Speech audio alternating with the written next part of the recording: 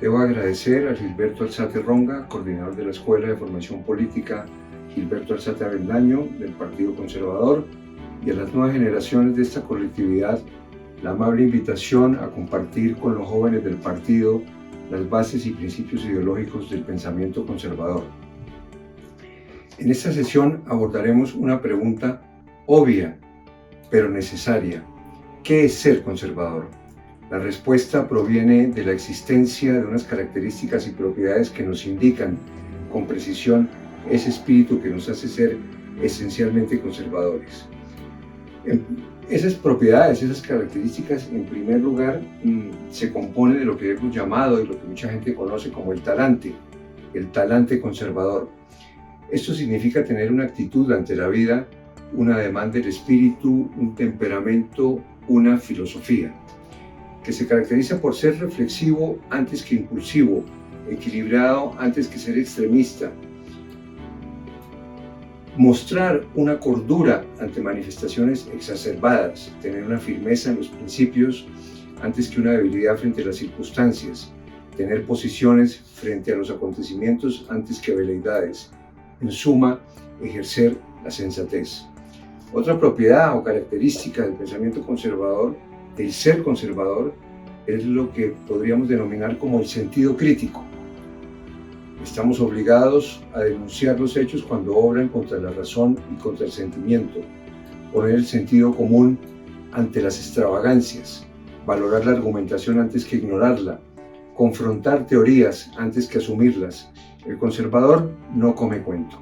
El conservador sabe que los cambios son inevitables, vendrán, pero entiende a la vez que deben ser confortables, matizados, confrontados, jamás impuestos. Ser conservador es entender que la continuidad social depende de la gradualidad con que hagamos los cambios. Por eso tenemos un sentido crítico frente a quienes proponen la ruptura, empezar de nuevo, la revolución.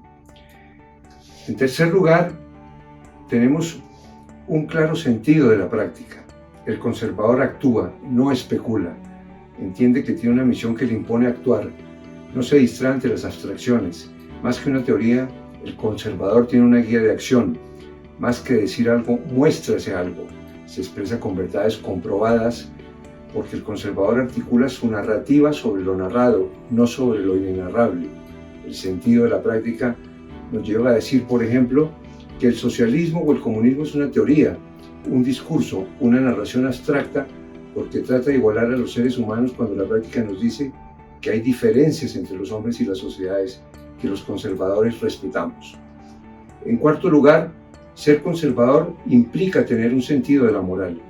El conservador cree que la moral debe acompañar los actos humanos. Esa moral implica una responsabilidad ante las acciones propias y ajenas.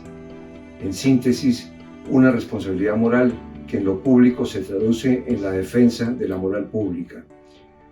Los valores morales son aquellos que invoca la civilización occidental desde los tiempos de la Grecia clásica. En quinto lugar, ser conservador significa tener un sentido y valorar ese sentido de la experiencia. Las ideas no pueden implantarse por fuera de unas circunstancias propias de tiempo y lugar. La experiencia es esa herramienta útil que nos permite saber qué conviene y qué nos conviene. El conservador entiende que el mundo es al fin y al cabo una acumulación de experiencias, contiene la sabiduría de las edades. Por eso validamos lo que tenemos. Sin la experiencia tendríamos un vacío, un mundo inerte, una inexistencia.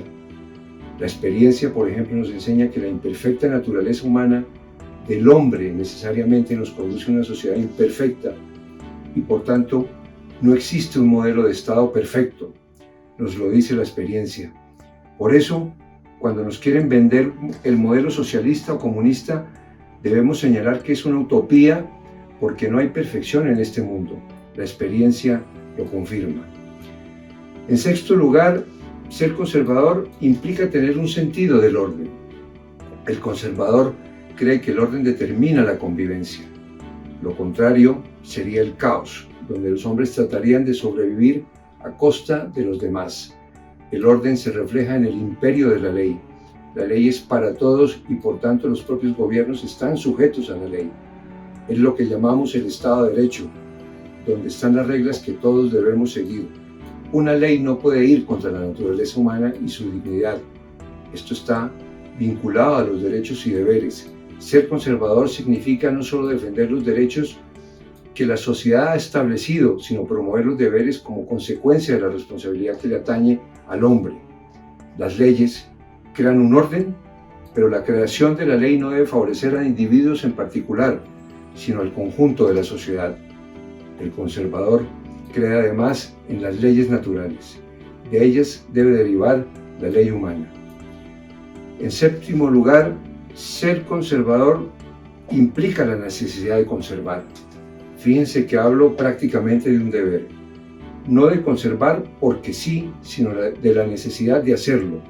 El conservador sabe que no basta con creer en, digamos, un principio de la conservación, sino en la obligación de conservar. Para que todo funcione, se necesita conservar lo que merece conservarse. No es algo basado en la elección caprichosa, sino en la prueba que da el tiempo para saber qué tenemos, qué debemos conservar, como si se tratara de un mandato imperioso e ineludible.